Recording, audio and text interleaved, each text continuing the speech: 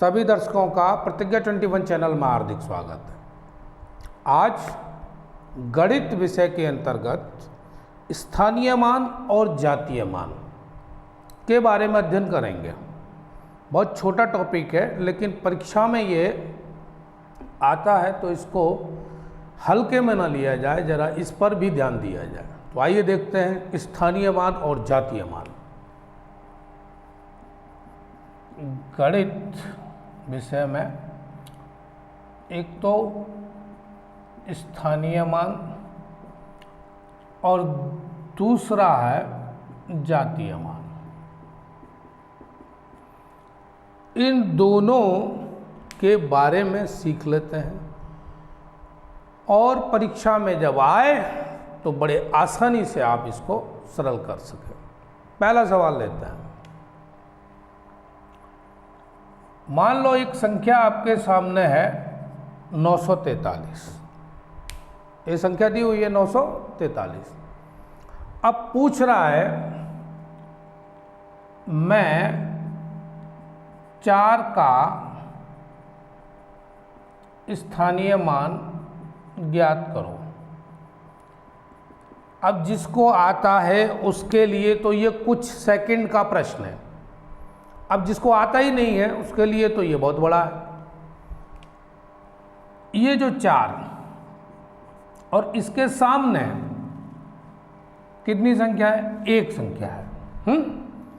तो इसका मतलब इसमें 10 का गुणा कर दीजिए। क्यों कर दीजिए?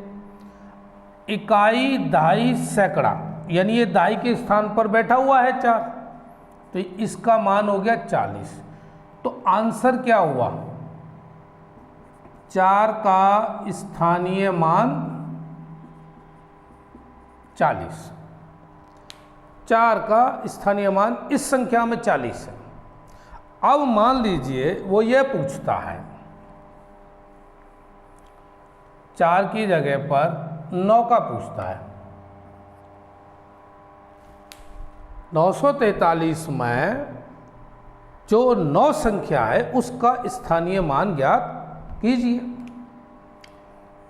तो ये जो 9 है और इसके सामने 2 संख्याएं हैं और ये बैठा कौन से स्थान पर है? इकाई, दहाई, सैकड़ा। सीधा सीधा आपको 100 का गुणा कर देना है, क्योंकि इसके सामने 2 और अंक हैं। 2 जीरो आप बढ़ा दीजिए। जैसे 4 के सामने 1 अंक था तो 1 जीरो बढ़ा दिया था। तो उत्तर क्या हुआ? 900। यानी 9 का स्थानीय मान हो गया 900। ये हो गया भाई आंसर। इस छोटे से सवाल से हमने ये सीखा कि स्थानीय मान कैसे निकालते हैं। अब सवाल चाहे कितने ही हों,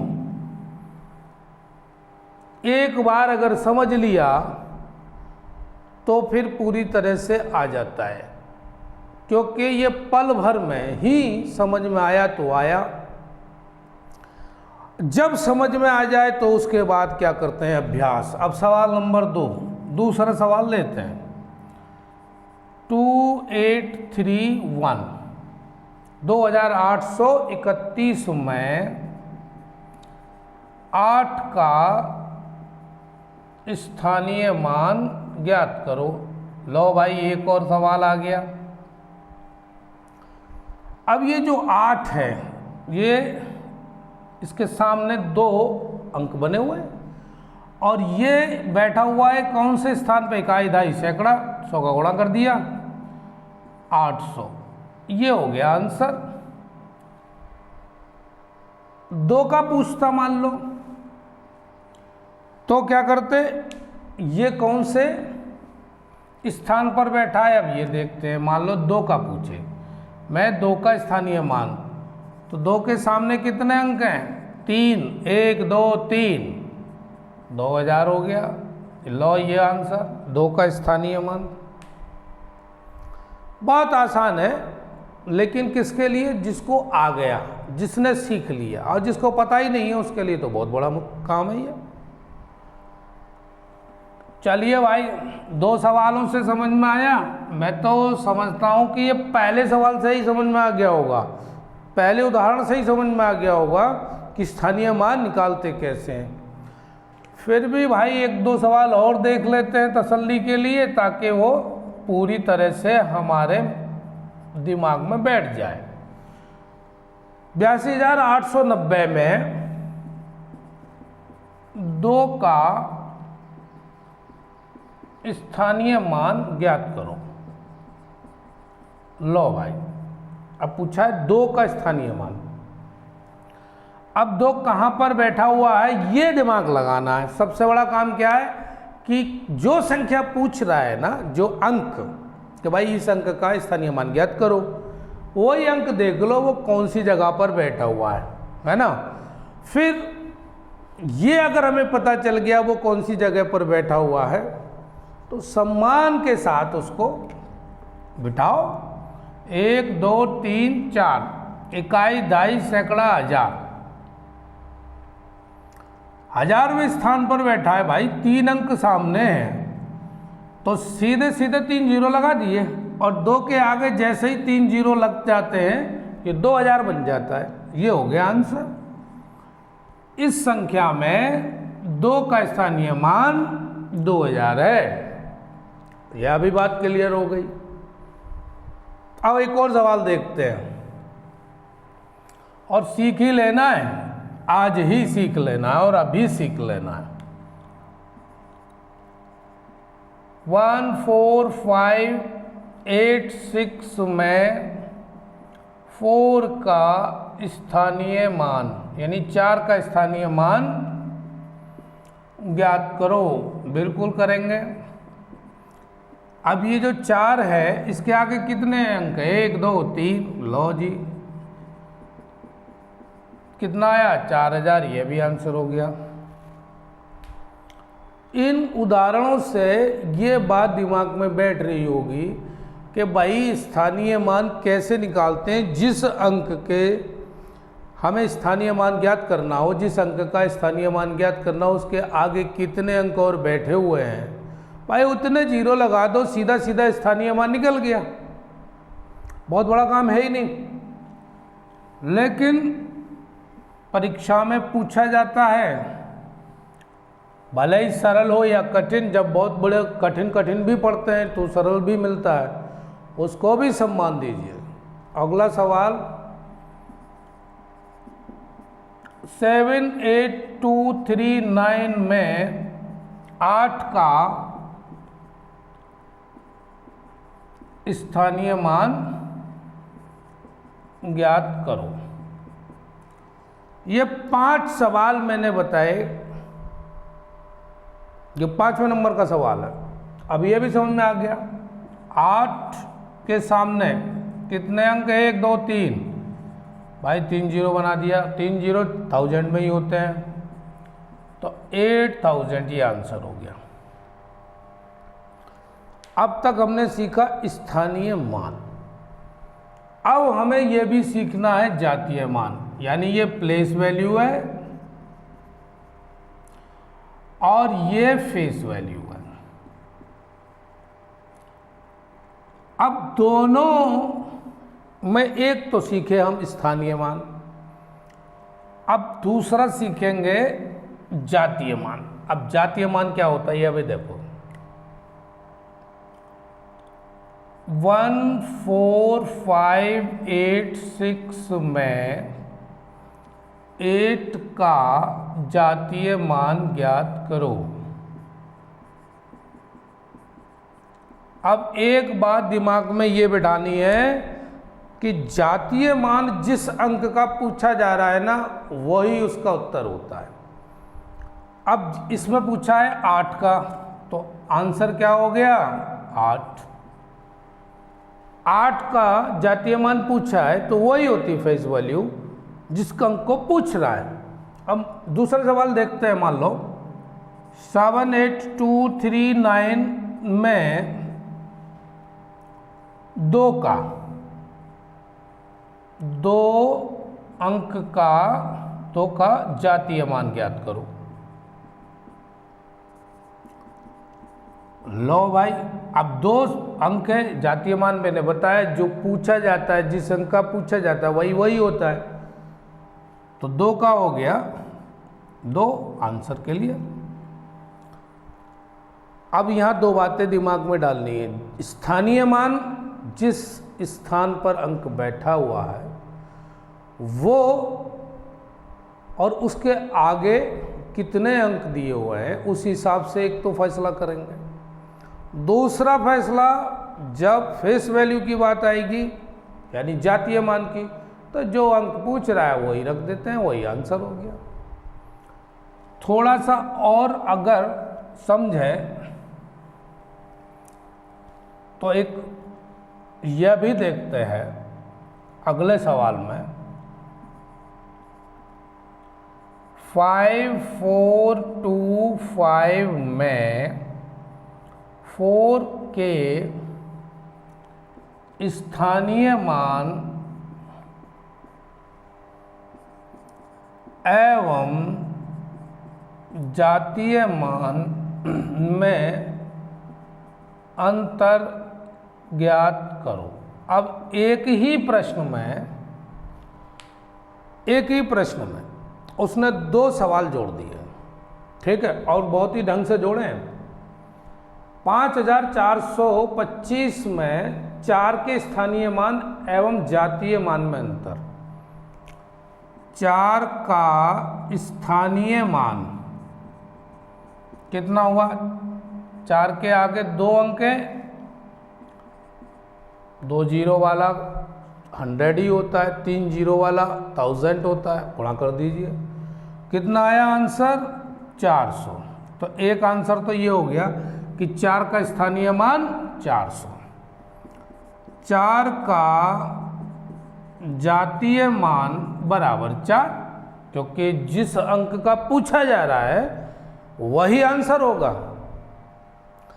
अब पूछ रहा है अंतर, लो जी अंतर कर लो। 400 में से 4 घटाते तो हमेशा 396 ही आते हैं, ये आंसर हो गया। कौन सा बड़ा काम था? लेकिन जिसको नहीं आ रहा है उसके लिए भाई ये बहुत बड़ा काम है, क्योंकि ये गणित है।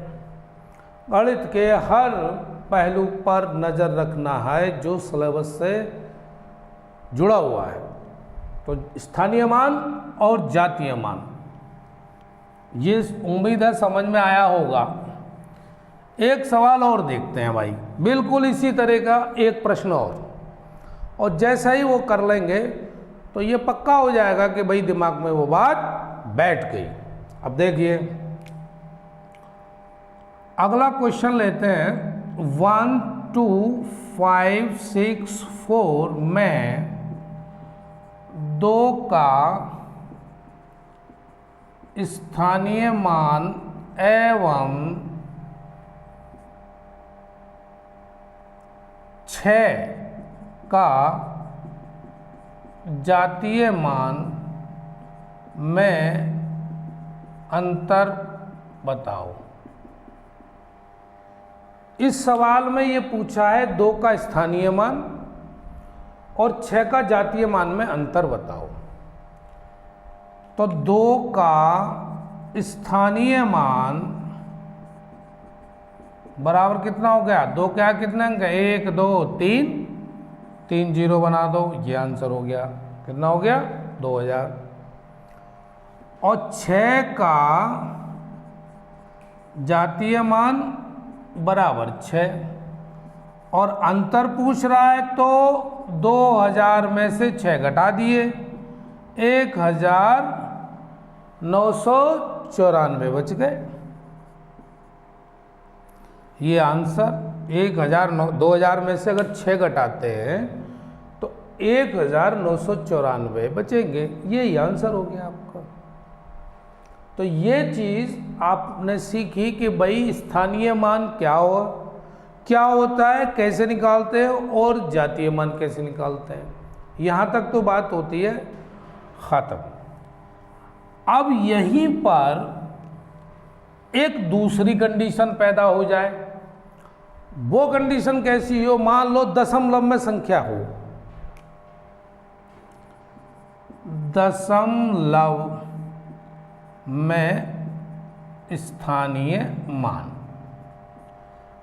एक संख्या दी है उदाहरण में 237.641 में 4 का स्थानीय मान ज्ञात करो। भाई सवाल अब ऐसा भी तो हो सकता है कि जिसमें दशमलव आया हो और वो पूछ ले, बजाय इधर के इधर पूछ ले कि भाई इसमें 4 का स्थानीय मान ज्ञात करो। तो यहाँ पर भी मैं बताऊंगा क्या करना है। ये जो 4 है ये दशमलव से इधर चलेंगे, इधर दाईं ओर, पहला दूसरा कौन से स्थान पर बैठा हुआ है? दूसरे स्थान पर। तो 4/1 और 2 जीरो बना दिया आपने। 4 का स्थानीय मान बराबर कितना हो गया? 4/100। ये आंसर अब आपको समझ में आ गया होगा, क्योंकि दशमलव के बाद पहला दूसरा 2 स्थान है, दूसरा नंबर बैठा है, तो आप 2 जीरो डालाओ और 2 जीरो 100 में होते हैं। बड़े आराम से लिख दिया 4/100। ये हो गया आपका आंसर। अब मान लो पूछे 6 का स्थानीय मान। 6 अंक है, 6 अंक का पूछ रहा है, तो दशमलव के बाद तुरंत पहले स्थान पर बैठा है और 1 जीरो, 6/10 हो गया। यहां तक बात क्लियर हो गई। अगर दशमलव में पूछ रहा है तब सवाल ऐसे निकालेंगे स्थानीय मान। लो भाई एक आध सवाल और देखते हैं तो शायद पूरी तरह से ये क्लियर हो जाए।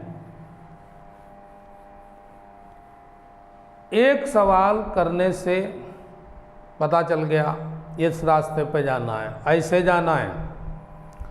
फिर दूसरे से देख लेते हैं, पक्का हो जाएगा कि भाई ये सवाल ऐसे निकलेगा।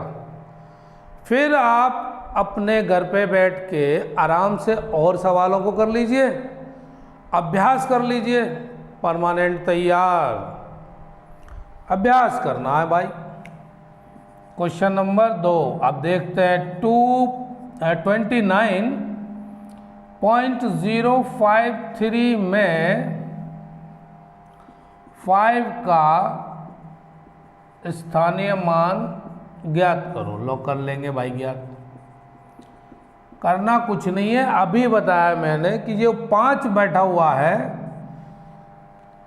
इससे ये पूछा जाए कि भाई दशमलव के कौन से स्थान पर बैठा हुआ है, तो ये बताएगा 1 2 भाई दशमलव समय दाईं ओर दूसरे स्थान पर बैठा हुआ हूं। ऐसा मत कर देना भाई इधर से गिनना शुरू कर दो, भाई इधर से गिन लेना। बड़े आसानी से सवाल का उत्तर आ जाएगा। तो दूसरे स्थान पर जब बैठा हुआ है तो आपको क्या करना है? 100 से सीधा भाग लगा देना है। तो ये हो गया 5 का स्थानीय मान 5/100। अब पूछ रहा है मान लो 3 का स्थानीय मान। यह 3 डिजिट है ना, 3। अब 3 अंक का। अब फिर ये पूछेंगे कि भाई 3 तुम बैठे कहाँ पर हो? बेटा 3 बैठे हुए हैं दशमलव से 1 2 3 तीसरे स्थान पर। हमको 3 जीरो लाना है जी, 1 2 3 यानी 1000 के लिए 1000 का सीधा भाग लग गया। ये आंसर हो गया। दशमलव से संबंधित कोई भी स्थानीय मान पूछा जाएगा तो ऐसे निकालेंगे, और सीधा सीधा अगर पूछ रहा है तो मैं बता ही चुका हूं आपको। तो उम्मीद है कि ये समझ में आया होगा। स्थानीय मान और जातीय मान, 2 बातें हमने जानी कि भाई इनको कैसे निकालते हैं। अब कुछ मिनट में हम ये भी जानेंगे कि परमेय संख्या क्या होती है। परमेय संख्याएं, क्योंकि केवल हमको आज की क्लास में केवल यही सीखना है, स्थानीय मान, जातीय मान, परमेय संख्या और अपरमेय संख्या की पहचान। फिर इनसे जुड़ी हुई संक्रियाओं के बारे में चर्चा होती है नेक्स्ट क्लास में। जो संख्याएं P/Q के रूप में व्यक्त की जाती हैं, परमेय संख्याएं कहलाती हैं। परमेय संख्याएं कहलाती हैं। लेकिन इनके साथ एक शर्त और भी जुड़ी हुई है, Q डज नॉट जीरो, यानी Q की वैल्यू जीरो नहीं होगी। अरे सीधी सी बात है, जो भिन्न के रूप में लिखे हुए हैं वो सब परमेय संख्या है। और मजे की बात यह है, 7/11, जैसे मान लो एक उदाहरण लिया, 4/9, 5/13 आदि। इनकी वैल्यू अगर निकालेंगे, ये जो दिख रही है ये सब पॉइंट में होंगी, दशमलव में होंगी। और यहां पर ये शर्त भी पूरी हो रही है कि Q डज नॉट जीरो, तो Q बराबर जीरो, क्योंकि ये P/Q के रूप में लिखा है तो Q की जगह पर तो 11 है और P की जगह पर 7 है, तो जीरो तो है नहीं है। ऐसे ही इसमें तुलना करके देख लो कहीं भी, तो ये परमेय संख्या होंगी। ये उदाहरण जो दिए हुए हैं ये क्या है, परमेय संख्या है। अब बात करते हैं जरा अपरमेय की। अपरमेय संख्याएं क्या होंगी?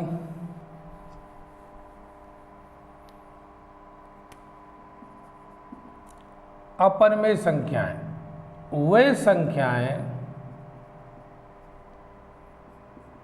जो P/Q के रूप में व्यक्त नहीं की जा सकती।